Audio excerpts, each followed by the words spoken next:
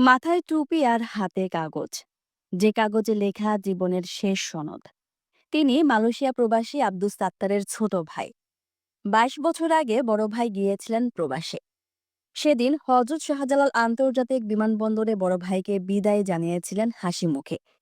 কিন্তু সেই ভাইয়ের হাসি মুখটা আর দেখা হবে না কোনোদিন।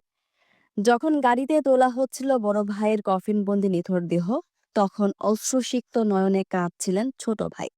এভাবে প্রতিনিয়ত হজরত শাহজালাল আন্তর্জাতিক বিমানবন্দরের ৮ নম্বর গেটে দিয়ে আসছে ২৫ থেকে ৩০টি করে প্রবাসীদের নিথর দেহ।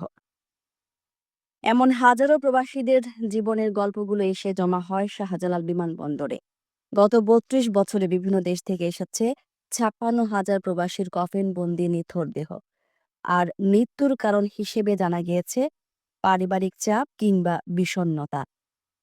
একজন প্রবাসী যখন বিদেশে যান তখন পরিবারের সুখের কথা চিন্তা করে দিন-রাত হাড় ভাঙা পরিশ্রম করে টাকা পাঠান পরিবারের কাছে।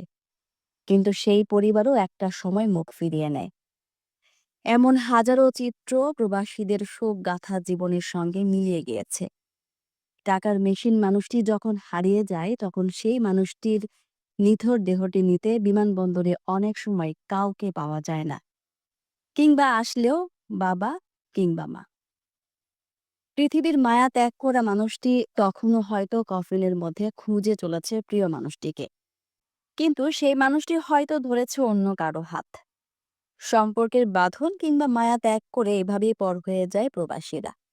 অর্থ যখন সব, তখন প্রবাসীদের আপন শুধুই পরিশ্রম। তাদের সঙ্গী হয় একাকিত্ব কিংবা নিথর দেহ। এভাবেই টাকার মেশিনগুলো হারিয়ে এক সময় অচল হয়ে যায় যন্ত্রগুলো।